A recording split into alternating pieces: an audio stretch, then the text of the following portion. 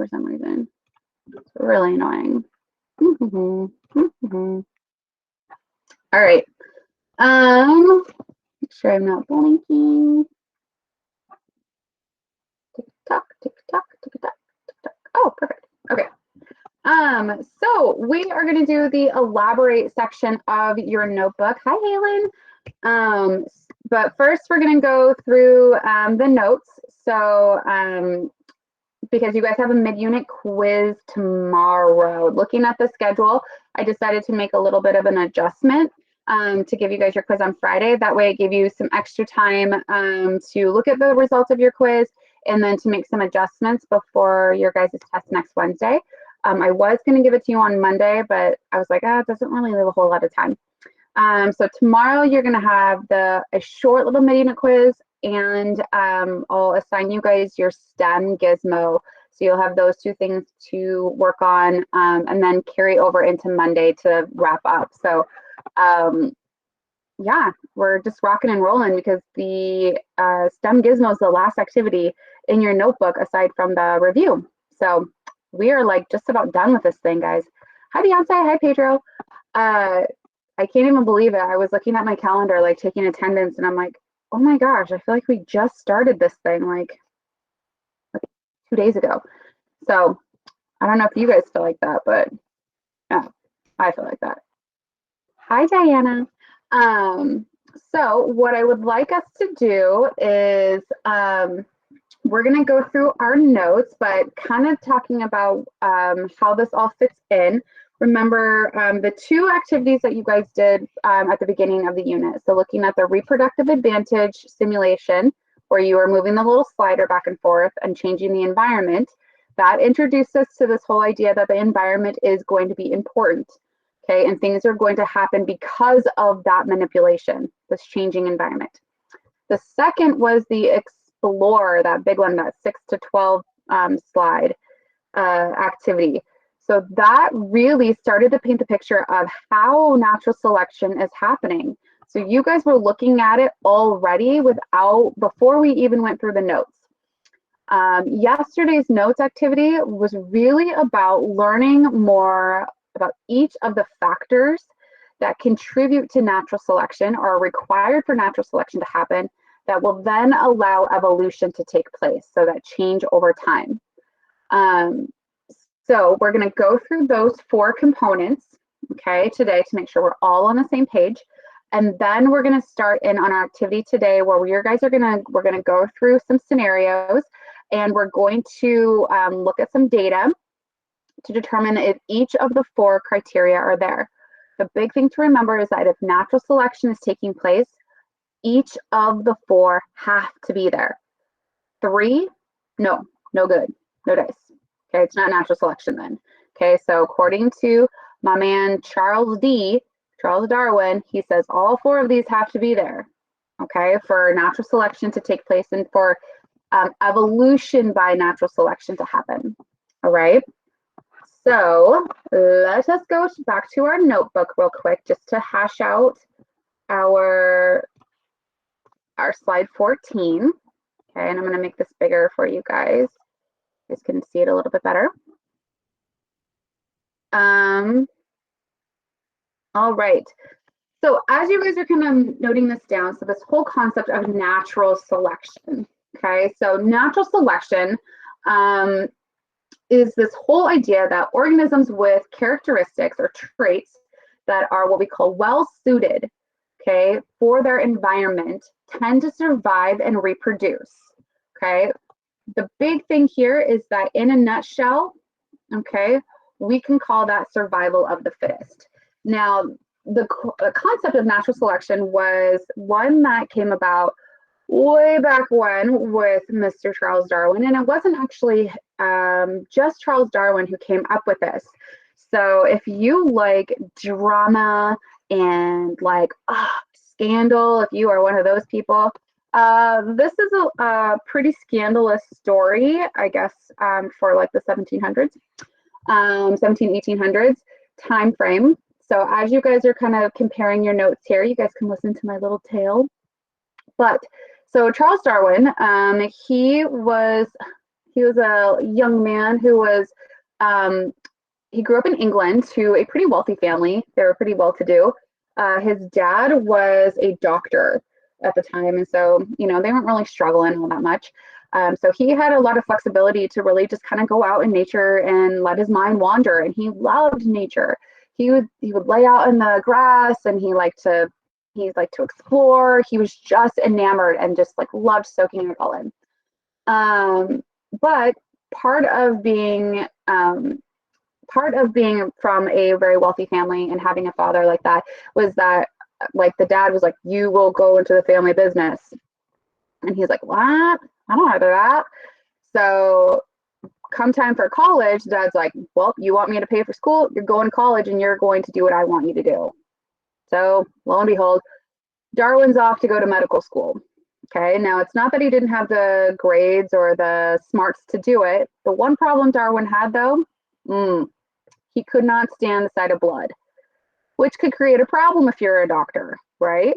Now, if you think back to those times too, with the, you know, medical advancements or lack thereof, okay, so they didn't really have a whole lot of anesthesia.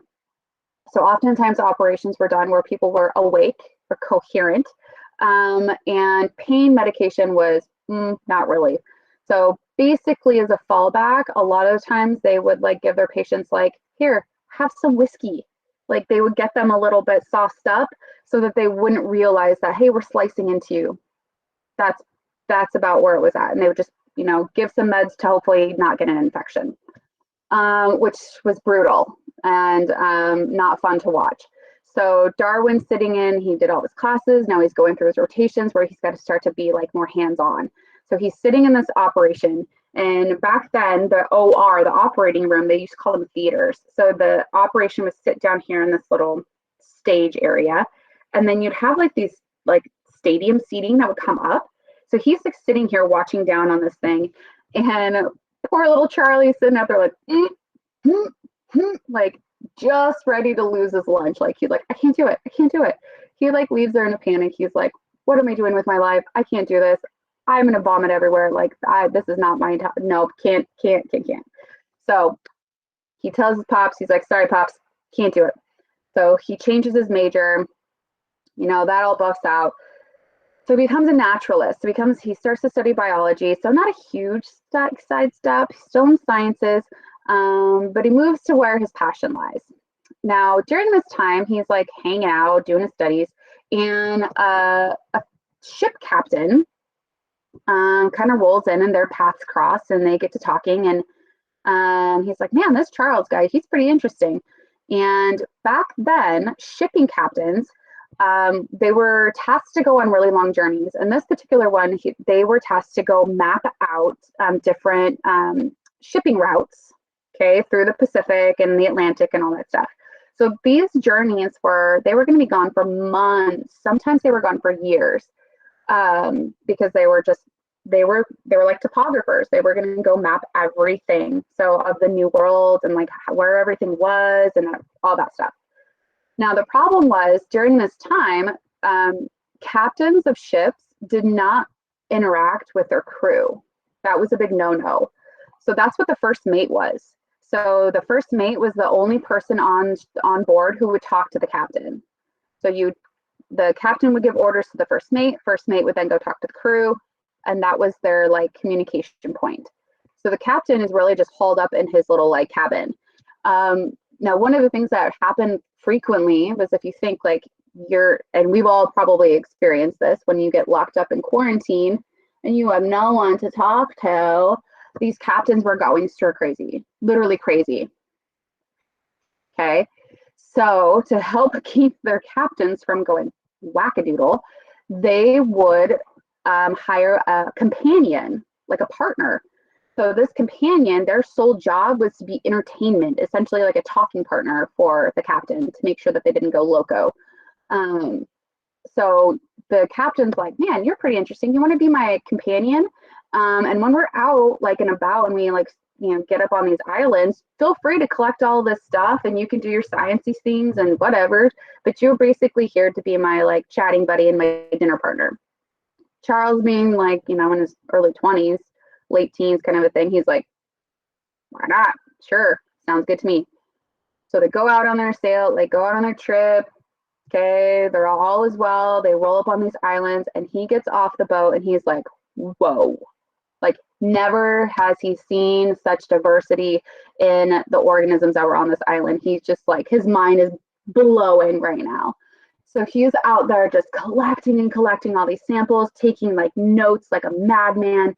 And he's just picking up all of this stuff, and he's just loading it all back up on the ship. He's like, I got to take all of this home because, you know, I live in London town. Like, this is really far away. So he is loading it all up. So he gets back off his trip. He then spends the next legit like decade going through everything, coming up with his theories, trying to find similarities. Like, he's building this whole thing, and he's just sitting on it. Like, he knows all of it, and he's just like, I don't know. Do I publish? Do I not publish? I just don't know. So he's just hanging out. Meanwhile, he's not the only one coming up with these ideas. Other people in the scientific community, specifically this guy, Alfred Wallace, was coming up with something incredibly similar, like spot on, which is fantastic in the science world because that validates results. When you have two independent parties coming up with the same results, that's really good. However, they're buddies. So Wallace is like, hey, friend, can I send you my pages I'm writing for my book? And can you look them over because I really trust your opinion and I know that you'll give me like really great feedback. So Darwin's like, yeah, sure, send them over. Reads through it. Darwin's jaw like nearly drops to the floor. He's like, what the heck? Okay, so here's where the plot thickens and where Darwin gets a little shady. He's sitting here like, well, crap, I just spent the freaking better part of my life doing this work, and this guy's gonna come in and like get all the glory? No. So he holds on to Wallace's work and doesn't give him any notes and just like holds it. He's like, oh yeah, I'm still working on it. Oh yeah, I'm still working on it. Well, he's over here on the side typing up all of his reports and then shoves it out. So he publishes his work first while holding Wallace's and then sends it back to him. It's like, oh, I'm sorry, bro. And Wallace's is legit like, what? What? Like freaking out because who remembers second place in terms of scientific discoveries? So everybody's like, Darwin, oh my God, you're so great. You're so great. Oh, you're so smart. Oh my gosh, this is revolutionary. And Wallace is just sitting back, just like, you got to be kidding me right now. So Darwin is a bit shady. Nowadays, we do link the two together. We say that Wallace was involved. They were coming up with these ideas like pretty tandemly, like they're at the same time. However, nobody attaches Wallace to the survival of the fittest concepts. It's always Darwin. You have social Darwinism, Darwin, Darwin, Darwin, Darwin, Darwin. Okay. So that's a little bit of a fun tangent story about how this whole idea came about. And what Darwin kind of coined it as is this whole concept of natural selection, that it's nature that's actually selecting and doing the selection process to decide what traits are favorable and what traits are not favorable. Okay, so nature being the environment. So in all those simulations we had looked at where the environment was that key, and how we're going to manipulate it, that's what Darwin is saying here, is that based off of the environment, organisms will then be selected based off of their favorable traits that align with that environment that tend to survive and reproduce the most. Okay, and then that's where this whole slogan, survival of the fittest, came about. Remember, fitness means surviving and reproducing. So this is like his catchphrase and his slogan. Okay, now, based off of his work, he says that there's 4 things that have to happen for it to be true natural selection. Okay. First is this idea of heritability, is that we have to inherit our traits. The traits that really impact natural selection are the ones that we inherit. So any traits, okay, any traits an organism possessed were a result of the genetic information that was passed down from parent to offspring. So he's really tying in this whole idea of genetics So he's saying like that sexual reproduction, meiosis, fertilization, he's like, that has to happen. Okay. So for any natural selection to take place, you got to inherit those traits. Now, this is really important because before this time, people had the idea that you could what's called acquire or gain your traits during your lifetime and then pass them on to your offspring. So think like a giraffe. So giraffes are they typically have long necks. So prior to Darwin, what people believed was that, okay, the food source is up high. The giraffes constantly have to reach their neck to get to the food source. So over the span of their life, stretching, it stretched the giraffe's neck out until longer. Okay. And through that stretching process, then they were able to get their food. And then when they had their offspring, because they had stretched out their necks so much during their lifetime, their offspring would be born with long necks. No. That's essentially saying, I'm going to dye my hair platinum blonde every day for the rest of my life and then have a baby and she's going to have, or he or she's going to have platinum blonde hair. Doesn't work that way. Hair dye is not natural. Right. Because we know that now. Before, they had very little understanding of DNA because they couldn't see it. They didn't know like what was going on here. So this is right about the time too when they started to realize that there's something going on with inheritance patterns, like dominant traits, recessive traits. So he's picked up on that. He kind of blended it in with his theories, and he's saying, okay, the traits that matter have to be passed from parent to offspring. They're inherited. That's first. Now, second, for any selection, for nature to actually select anything, there has to be variation. All of the organisms in a population cannot be identical. Otherwise, who's the winner? Because really, nature's selecting winners and losers here. It's a big competition. Who's the winner? Who gets to live? Who gets to die? Winners and losers. If you're all the same, who's winning and who's losing? So he's basically saying within this population, there are going to be built-in variations in the traits. Okay. And those variations are inherited, okay, from your parents, from the previous generation. Now, some of this variation is going to come from mutations. So random changes in the DNA sequence that allow us these brand new traits to pop up. Okay. Big thing here, random. You cannot predict mutations. You cannot wish for mutations. Like, please give me a mutation. Sorry, you're going to be wishing your entire life and it's never going to happen. Okay. Some of those mutations that do randomly pop up will help that individual. Some of them are going to hurt the individual and those will get wiped out. And then some have no impact at all. Okay. And we don't even know that they're there. But it's these beneficial ones that pop up that are going to help add to this variation. Okay. Now, once there's that variation and you now have things to select upon or select against, now it's almost like nature's like, let the games begin. Okay. And here's where we're going to get this reproductive advantage piece. Okay. And where we're going to determine the survival of the fittest.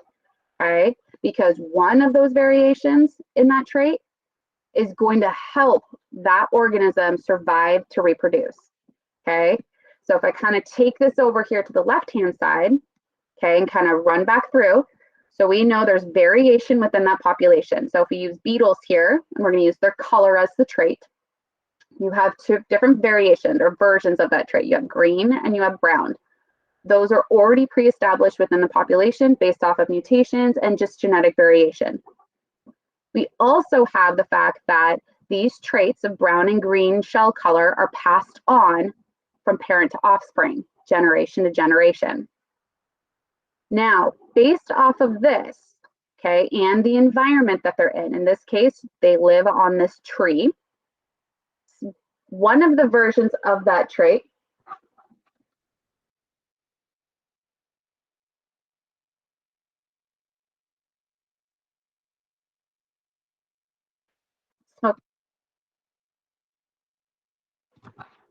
Okay, so based off of these two, the brown beetle is going to have an advantage over the green beetle. Nope.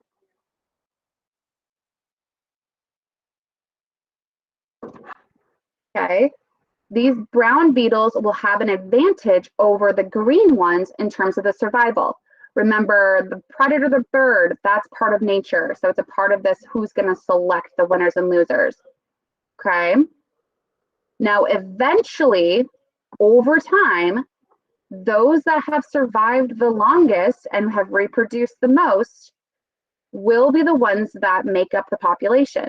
So that favorable trait or that adaptation, so adding in that vocab word, that will be the adaptation that is shown and held by that population. And that will be the change over time. Okay. Questions on those four components. Okay. So signs of life in the chat. Let me know that you're still alive. So yes, you got it. Yep. You're doing good. You understand the four components. Or nope, you're lost as all get out. Oh, look, I'm glad I more students in there. Oh, good, you're alive. Okay. Okay, so what we're going to do now is we're going to see these four characteristics or these four factors play out in some different scenarios. Okay. So in your notebook, we're going to be taking care of the next section, the elaborate section. Okay. Now, there's four different individual organisms we're going to use as examples. So we're going to use, in the first example, the people of the Pingelap Islands. Second would be the bighorn sheep. Third would be freshwater snails. And fourth is stalk-eyed flies. Now, for each one of these examples, you have a Google Slides presentation in Google Classroom under Lesson 4. And so you guys will click onto that and you'll have all of the information to be able to determine this. And we're going to walk through one of these together. And as we walk through it, we're going to ask ourselves four different questions, one for each of the four factors. So question number one, so when we are looking at, okay, is change over time taking place? So has the frequency of the trait in the population changed over time? You're going to determine yes or no. And then you are going to provide evidence from the research to support your yes or no response. Second, in terms of variability, does the trait vary among individuals in the population? So do we have some differences? Okay, yes or no, provide your evidence. Heritability, is the trait influenced by genes that pass from parent to offspring? Yes or no, provide your evidence. Lastly, are individuals with a certain trait variation more successful at reproducing than others? So does that variation, does one of the variations, the one in question, provide some sort of advantage in the environment? Yes or no? Provide your evidence. For it to be natural selection, you will need to have a yes in each one of those. So 4 yeses equals natural selection. If any of those say no, nope, not natural selection. Okay. So let's go over and we're going to open up our copy and I'm going to walk through this first one for you, or with you, I should say. And then after that, if you're feeling comfortable, you'll be able to jump out and continue working on the other 3. If you want to stick around and do the next one together because you're feeling like I could benefit from another example, you can totally do that. So just know after we go through this first one, there's some flexibility in your guys' when you can like jump off and go work on your own, or if you want to stay and do another example, okay? So this first example is regarding the people of the Pingelap Islands. Sorry, my computer's going a little slow. So some background about these folks. So the Pingelap, a tiny island in the Pacific Ocean, is home to the Pingelapese people. Because of the island's remote location, the Pingelapese population has been fairly isolated. In 1775, a typhoon struck the island, reducing the population of 200 to just 20 people. Today, the population has grown to 3,000 people living on Pingelap and neighboring islands. In this population, 5% of the people are severely colorblind. They have poor vision and they cannot see color at all. Before the typhoon, no one was colorblind. So based off of this background information, the trait we are going to be observing and kind of looking at as our focus is going to be color blindness, whether you are colorblind or not. So in the first experiment, after studying the population of Pingelap, researchers discovered that color blindness is caused by a variation in the CNGB3 gene. When it's working properly, the CNGB3 codes for a protein in the eye that is necessary for color vision. But people with 2 of a non-working allele of CNGB3 are colorblind. People with 1 copy of the non-working CNGB3 allele have normal vision, but they are called carriers because they may pass the allele to their children. Okay. Now, just based off of this information, there's a couple of things we can pinpoint where we're looking at some of those functions of natural selection. Okay, so notice how we start talking about color blindness is caused by a variation in the CNGB3 gene. Remember, whenever you are talking about genes, we know right there we're talking about something at the genetic level. Okay, this is not something that all of a sudden popped up. Okay. Also, this part right here, they may pass the allele to their children. So these 2 pieces of evidence together show us, we go back to our notebook, that we do in fact have heritability. So yes, heritability is there. And my evidence would be the CNGB3 gene that causes color blindness be passed onto offspring. Okay. Oopsie, wrong one. A little bit here. Okay. Now, second part. Today, 30% of the population are carriers. All of the colorblind people and the carriers can trace their ancestry back to the ruler at the time of the 1775 typhoon, who was one of the 20 survivors. He must have been a carrier. So what this data table is showing us, okay, is that we had, at the time of the typhoon, you had 0% of the population that was colorblind. Now we have 5%. 5% of the population at that time was carriers. Now 30% of the population are carriers. Before or right at the typhoon, 95% were unaffected by color blindness. Now we have 65% that are affected by color blindness. Okay, so 2 things we can pull from this. 1, do we have variation in the population? Yes. Okay, so there's definitely variation. Yes. So there are some members of the population who are colorblind and some that are not. Okay, so I do know based off of this that we have some differences here. Now that this one right here, the change over time, when you're looking at the data, so we're comparing 2 points in time, so 1775 to today, so that establishes my time frame. Now all you have to do is to say, okay, is the data staying steady and consistent, or do I have differences between those two time points? And I definitely see that there is difference here. It doesn't matter in which direction, whether it's there or it's not there, just that there is differences between the genes, the amount of genes there between 2 points in time. Okay, so for this one, we would say yes, Saruski. there are more cases of color blindness now than there was in 1775. Okay. Now this last part, what do you guys think? Does color blindness provide some sort of reproductive advantage? Meaning, do individuals who are colorblind, are they able to survive and reproduce? Is being colorblind helpful to that population?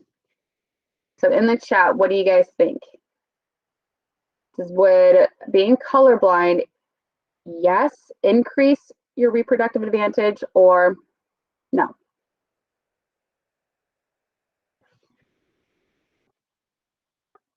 Yeah, totally agree with you guys. If anything, this is going to become a serious problem for those individuals. Okay, oftentimes in nature likes to tell you to stay away and danger, danger, danger using color. Okay, so things like red berries, okay, red on different organisms, get back. Okay, so no, and they wouldn't be able to see that. So that could really lead to their demise. So no, being colorblind does not give any advantage to these individuals. Okay. So we've got 3, yep, we have change over time. Yep, there was variation in the population. Yep, we have inherited traits. Nope, does nothing for a reproductive advantage, meaning nope, not natural selection. Okay, because remember, all 4 of those have to be there. Okay. Questions, how are you guys feeling? You want another one or are you feeling good? So let me know in the chat how you guys are doing. Yeah, we're feeling good. I think for this one example, for what you showed us, should give us a good idea for what we do for the other 3. Good. It's basically, you got to ask yourself these questions for each one. So in each scenario, you're going to read through it and ask yourself those scenarios. Okay. So at this point, you guys are free to go and finish up the section. So the next 3 examples using that the Google Slides from Google Classroom. If you want to stay on, I can definitely do another example and you guys can do that one with me. Okay, or you are free to head out. Okay. So I'm taking it, those who want to stay on want to do another one? Yeah. Cool. All right. So if you're wanting to do another one, and if you all are leaving, bye. Okay, bye. Okay, so the next one we're going to do, if you are hanging out to do another example, is the bighorn sheep. So a little bit of background. The world's largest bighorn sheep live in the Canadian Rocky Mountains. The horns of bighorn sheep grow throughout their lives, but most of the growth occurs between age 5. Male bighorn sheep reach reproductive age when they're about 2 to 3 years old, and they live for an average of about 11 years. Bighorn sheep attract many big game hunters who like to harvest the rams with the biggest horns. Since the 1970s, scientists have studied the effects of hunting on the bighorn sheep population of Ram Mountain. Now, this is going to be an interesting situation because you can't discredit our involvement in the environment. We are animals, we are part of the animal kingdom, and we also impact the survival of other things, other living animals in our environment. Okay, so from this perspective, we are going to be looking at the bighorn sheep. The trait we're going to be looking at is going to be horn size, and the big, what we call environmental pressure that the predator essentially is going to be us. We're hunting. Okay, so keep that in mind. So experiment number 1. When researchers measured the lengths of the horns of the rams and their sons, they saw a correlation. Rams with longer horns had offspring with longer horns, while rams with smaller horns had offspring with smaller horns. So based off of that one slide, what two criteria can we kind of check off the list and say, yep, got it, yep, got it.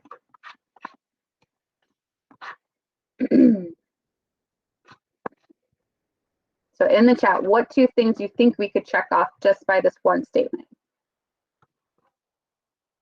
Yeah, so definitely variation. So right here, we know we at least have that piece. Okay, so we go to our notebook, we're gonna say yes. There are longhorn and short horns in the population. Okay, good.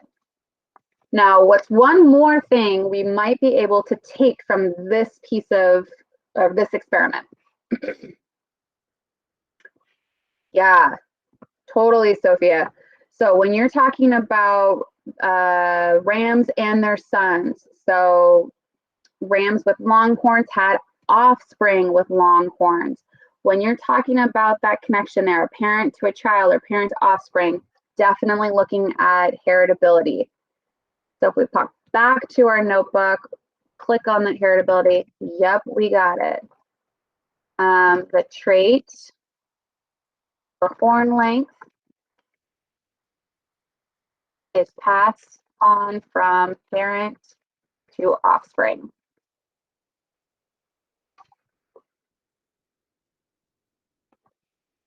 Okay. Let's see what else we can find out here. So example 2, or experiment 2. When researchers looked at the mean or average horn lengths each year between 1972 and 2002, they noticed that the population's mean horn length steadily decreased over time. In those 30 years, mean horn length decreased by 20 centimeters. Okay, so what is this experiment showing us? Awesome, Beyonce. Yes, when you have change over time. So we've got our 2 time points. So between 1972 and 2002, check. And they're gonna go ahead and we're gonna see that we have a decrease in horn length.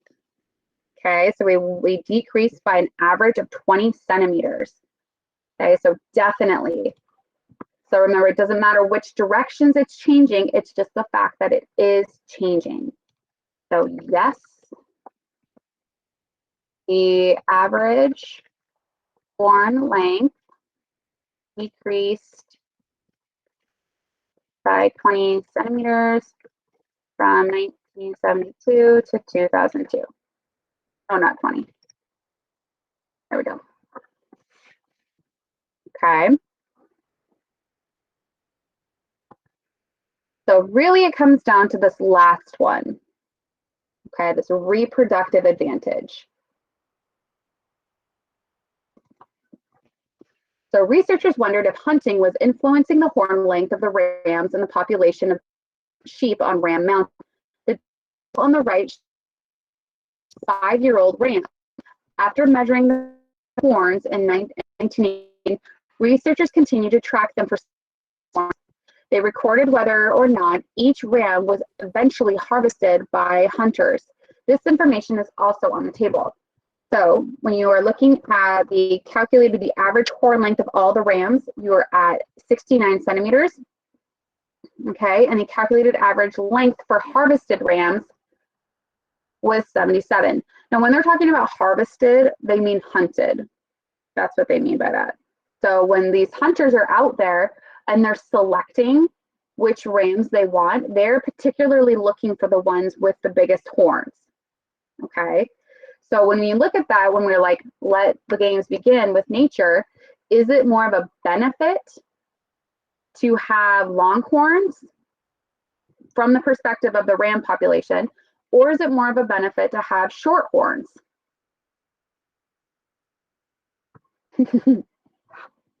Yeah, totally. Okay, and in this case, the ones with the short horns are not being picked off by those hunters. The hunters are like, yeah, get out of here, stubby, I don't want you. And it's going to go for the ones with the longest horn. And we can see that the average horn length and the difference, these are the ones that are sticking around. And if we noted in that previous experiment that those traits are inherited over time, we also, this explains why we see a reduction in the average horn length. So is there a reproductive advantage to be having shorter horn length? Absolutely. In this case, we would say yes. So hunters prefer the longer horns, resulting in the shorter horn rams having the reproductive advantage. Now, this is a really tricky situation because if we were not there, okay, if we removed hunters out of the picture completely, typically speaking, having the horn length be long, having big, huge horns, that is actually a reproductive advantage for most organisms because horns and having antlers like that, a lot of these horned organisms like deer, elk, they use those things to fight each other. So they use it to protect themselves, they use it to battle for mates, and they use it to attract mates. All three of those help with fitness. So it allows you to stay alive and it helps you in like attracting a mate. Because remember, it's all about making those babies. So typically speaking, the long horns would be traditionally a benefit to the ram. However, we are the change in the environment. We come in. So if we were not here, nature, would normally typically favor that trait more so than having short horns. But once we come in and we bring that change, this is where you start to see that like almost like a pendulum swing. And now we're seeing the reverse. The short ones are going to be more favored because we're picking off all of the larger ones. So this is a really cool example of showing you like that nature can change back and forth. So if all of a sudden our government was like, or the Canadian government was like, no more hunting. You do not get to hunt those. What do you think would happen to the length of the ram's horns? Do you think they would stay small, or do you think that they would eventually over time get larger? Yeah, we would see this massive shift. And this is kind of a cool thing because you can see how different things ebb and flow and respond to the environment and how we change over time. Okay. And it's those members who just happen to have the luck of the draw, right? You get what you get and you don't throw a fit kind of a situation. They were just born this way and nature gets to decide if they're going to be the winner or the loser in that situation. Okay. Questions on this one or how to figure out and how to work through these?